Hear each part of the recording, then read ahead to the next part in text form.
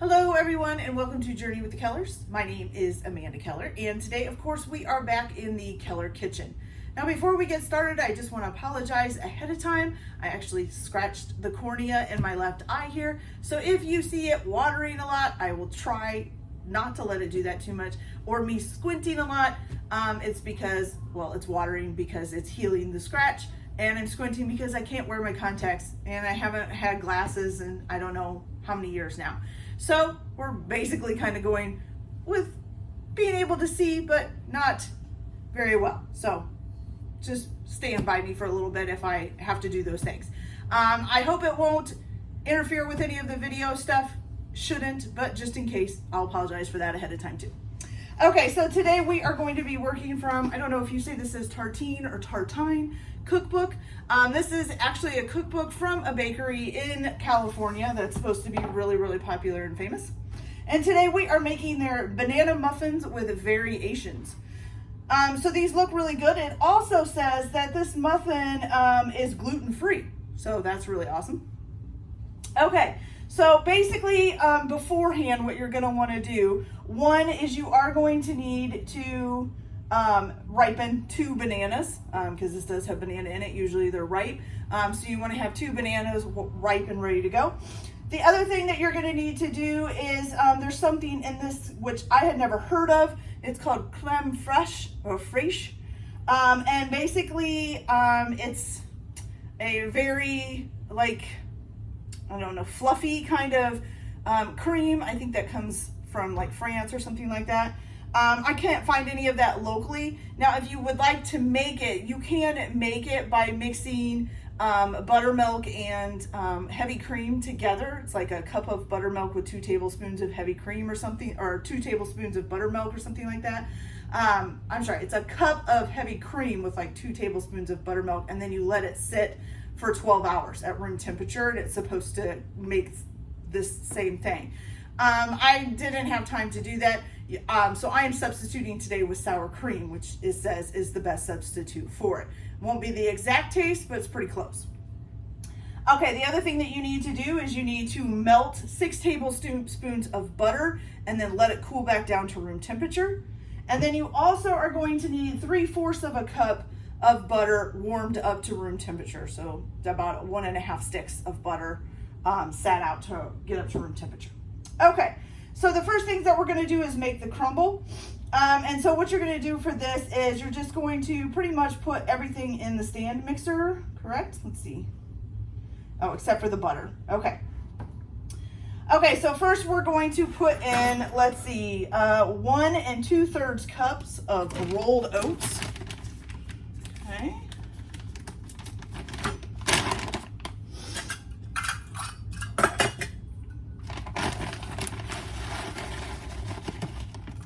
So here's 1 cup, and I need the 1/3,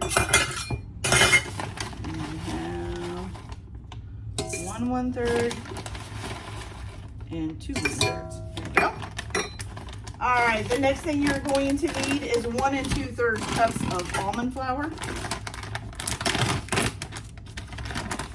Okay, so again, we have 1 cup.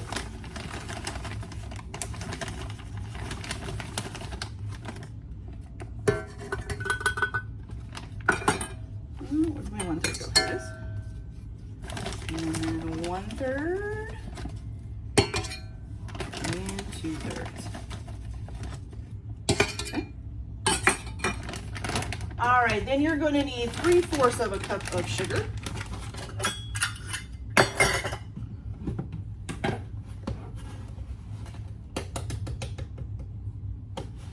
If we get it filled up there. 3/4 of a cup of sugar, then 1.5 teaspoons of ground cinnamon,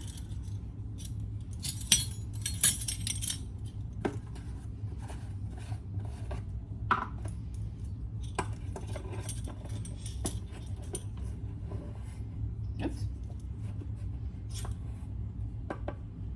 So there's 1 teaspoon.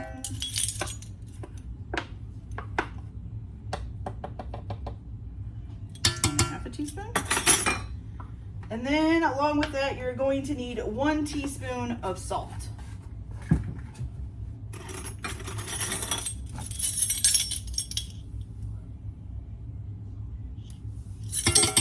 Okay.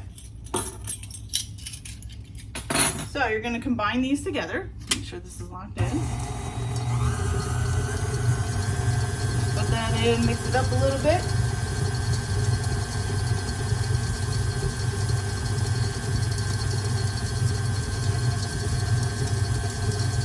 All right, now you're going to turn this down to low, and you're going to put in your butter.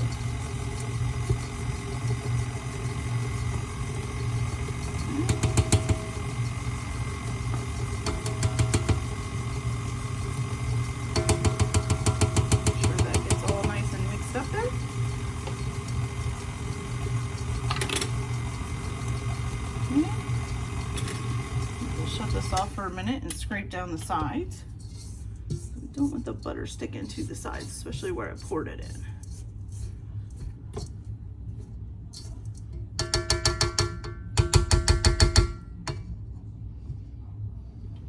Okay. All right, so then once you get this done, you're also going to need 1.5 cups of walnuts. Now, I unfortunately do not have enough to do 1.5 cups of walnuts because you're going to need walnuts in the muffin thing too. So I'm just going to put, I'm not going to put the whole 1.5 cups so that I have some left over for the cakes. Didn't realize I was low until I went to go look at it. That's okay. All right, so I'm going to go ahead and shut that off. Take this out. And then it says to go ahead and toss in the walnuts and make sure that they're coated. So we're going to do that here.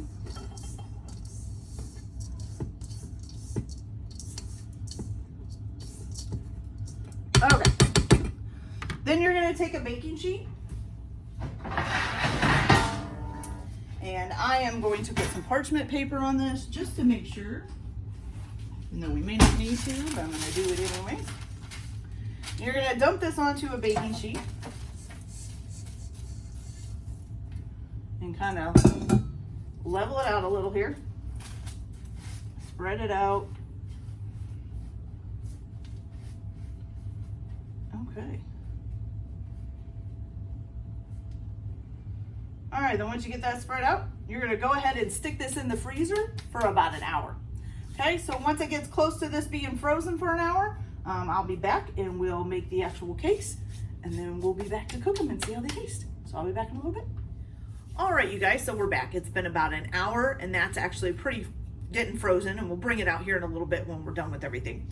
Okay, so your next steps are going to be, first of all, it says to start with the mixer if you want. But I'm going to actually go ahead and start with the dry ingredients because they have to be sifted together, so I'm going to do that ahead of time. Also, for the crumble part, it does give you an alternate way to do it if you don't have a stand mixer. Basically, you're just going to put the ingredients into a bowl and then use a pastry cutter or your fingers to kind of, push the clumps of butter in there until you get pea-sized things. So you could do it that way too if you don't have a stand mixer. Okay, so for the dry ingredients, what you're going to go ahead and do is you're going to put some oat flour in, which we're going to need 1 cup of oat flour.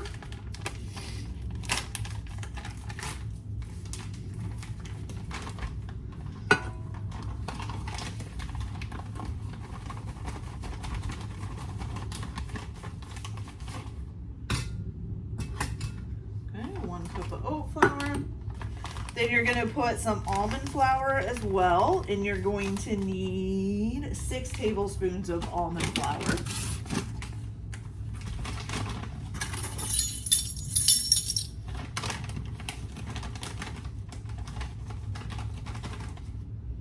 One, 2, 3, 4, 5, and 6. Okay. Then also into your sifter, you're going to put some brown rice flour, And you're gonna need a 1/3 cup of that. Which is right here.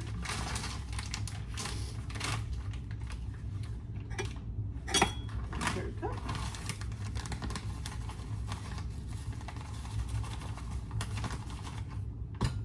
Sweet.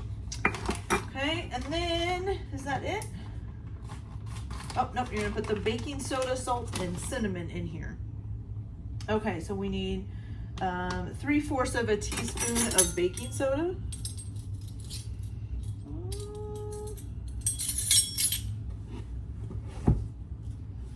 We'll just do 1/4 and a 1/2.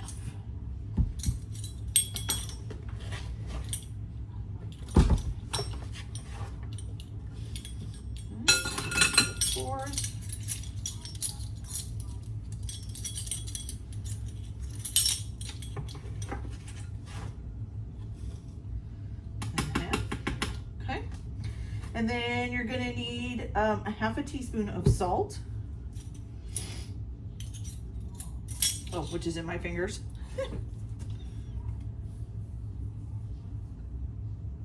Okay. And then for the cinnamon, you're gonna do a 1/2 teaspoon of cinnamon too.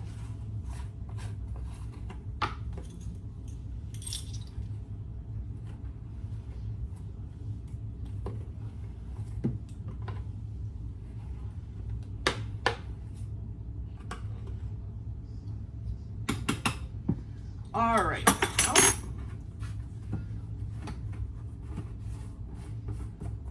All right, now you're gonna go ahead and sift this all together.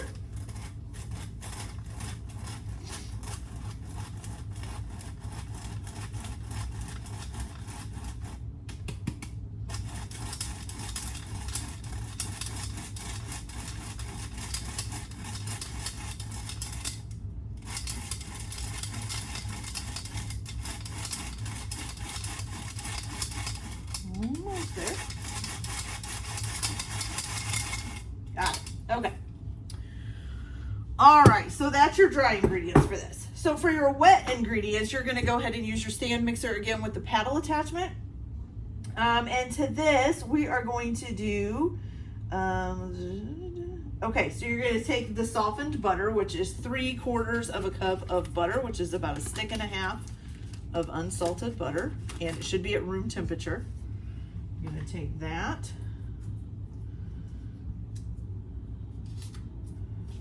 And then you're also going to add to this 3/4 of a cup of sugar.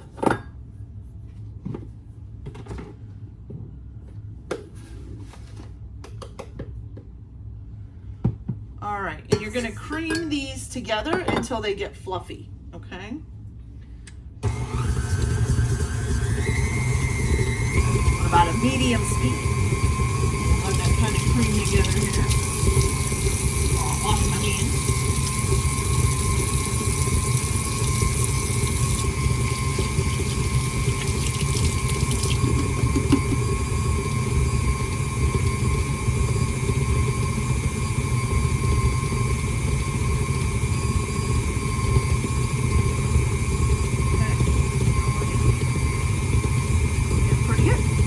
Okay, so once that's a little bit fluffy, let's see.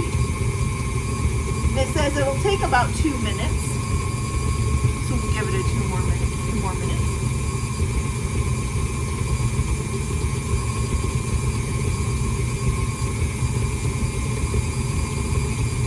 So I've never heard of this Tartine bakery before. I guess it's in, I think it's in the San Francisco area, and now they have like 2 like manufacturing areas too. So I think they like ship stuff out, which is really kind of cool. Yeah, they have the Tartine bakery opened in 2002, and it's in a neighborhood of the city of San Francisco. And then they basically have like 2 other like manufacturing places as well. But I guess it started out as just a little tiny place, like in their like small apartment or something like that, or a small building. And so now they've moved on to this. So that's really cool. I love it that they, you know, have progressed on to doing their own thing. Okay, so now that we have this all nice and fluffy, we're going to turn this down a little bit. We're going to go ahead and add in 2 eggs, but you're going to add them one at a time, and you're going to make sure they get mixed up between each egg. Okay. And we're going to scrape down the bowl here too, because a lot of it's stuck up on the side and on the paddle. So let's scrape that down.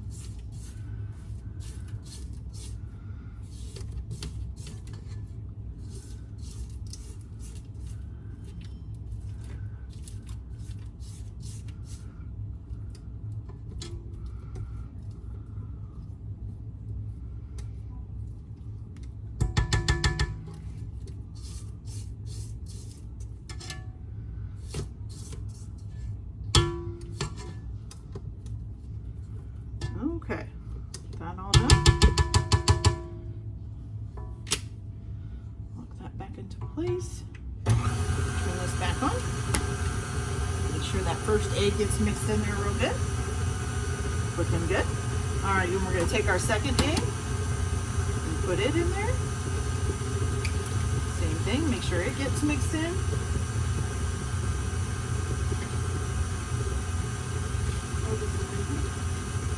Alright, now once those eggs are mixed in, you're going to go ahead and add in 2 ripe mashed bananas.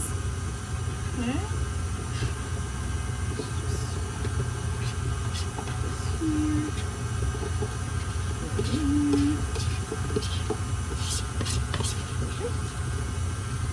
Alright. Now, we're also going to need the cream fetch.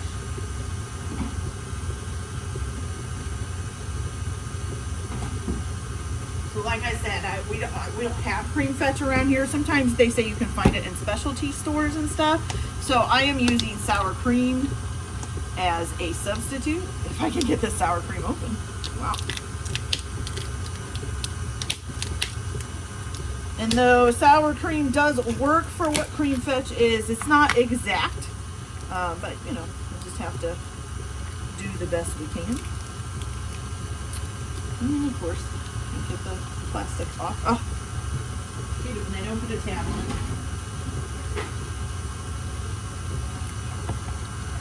Okay.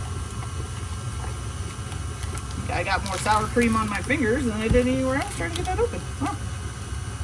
Alright. There we go.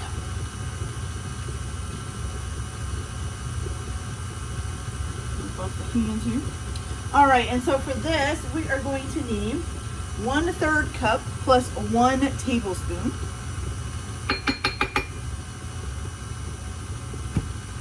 So here is the 1/3 cup. A little bit more, and make sure it's over there. Okay.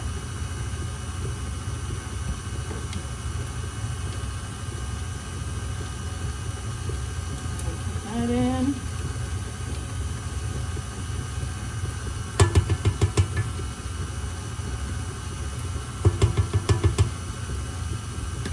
And then 1 tablespoon as well.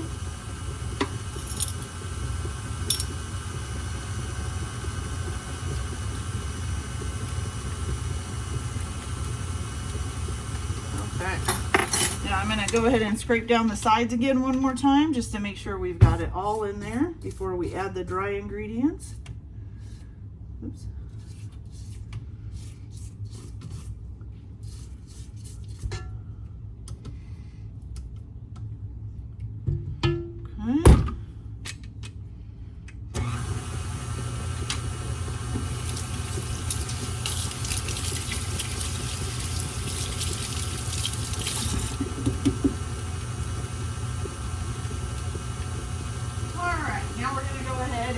The dry ingredients to this.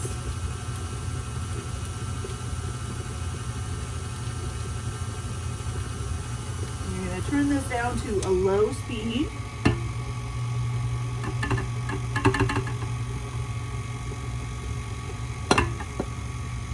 And then along with this, you're going to add your walnuts, which it's supposed to be 1 cup of coarsely chopped walnuts. I don't think I quite have a cup in here. but that's okay. Alright. So now you've got that all done. I'm going to go ahead and also at this point turn my oven on to 350 degrees. And you also, of course, want to make sure that you have a 12 muffin pan, probably 2 of them with, this says it makes 18 to 20 muffins. So put some cupcake liners, muffin liners, whatever you want to call them in there. Okay, this looks nice and done. All right, now what you're going to do too is grab your crumble.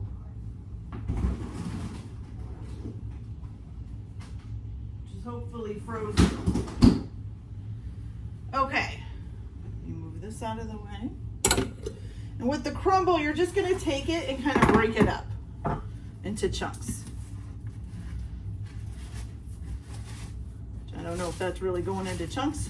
Oh, there it goes. Okay. So break it up into chunks. There you go. And you're going to add that onto the top of your muffins once you get that done. So we're going to set this. Well, we don't want it to thaw out all the way, so let's set it over here. Okay, so now you're going to go ahead and take this out of here.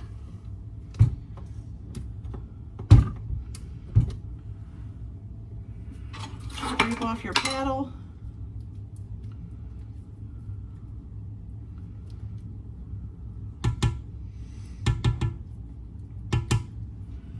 All right, then you're going to take either an ice cream scoop or a big spoon. Now I have an ice cream scoop, but mine's not the kind where it has, it's not like a whole circle, it's kind of an oval shaped one. Make sure that's all nice and mixed up too. Scrape down the bowl a little bit again. Okay, looks good. And you aren't supposed to over mix this either, so you just want to mix it until it's combined. Okay, so what you're going to do is take this and you're going to fill each one of your cups about halfway, or 3/4 of the way, I'm sorry. So about 3/4 of the way with the batter.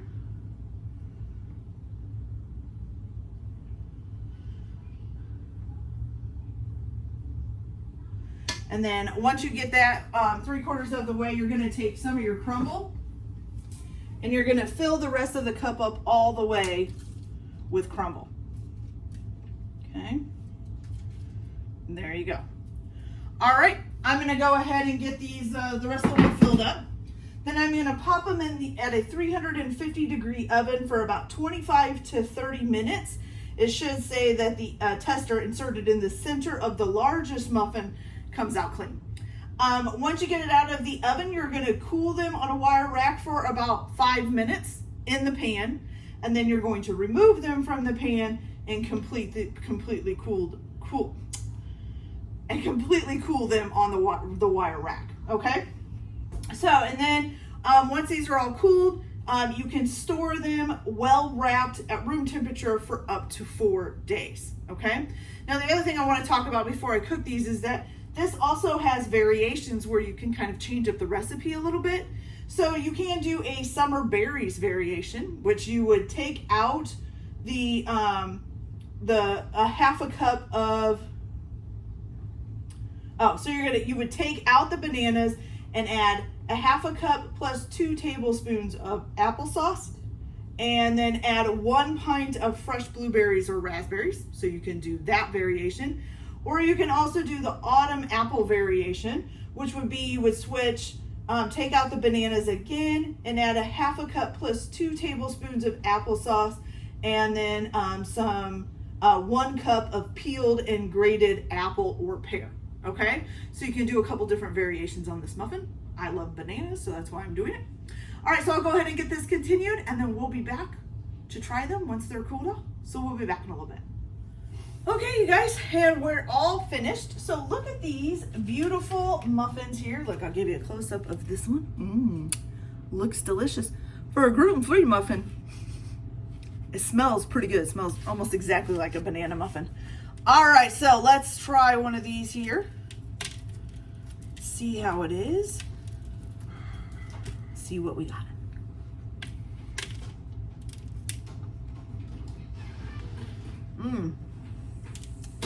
That is really good. Okay, So, cons, it's messy. So you definitely need to have a plate or something. But it's moist. Look at that. It's like almost crumbling apart. It's so moist. It's moist, very flavorful. I love the cinnamon mixed in with the banana. I don't really know that banana muffins usually have cinnamon in them. Maybe they do. I haven't made them a whole lot. But it's like a really good mixture of the cinnamon and the banana and all that. Oh, it's delicious. And for gluten-free, that's fantastic. All right, you guys. So we have a great muffin, banana muffin from the Tartine cookbook. I hope you guys like this video. Like and subscribe if you like, or don't if you don't want to. Everybody have a good day. Enjoy your cooking, and we'll see you later. Bye.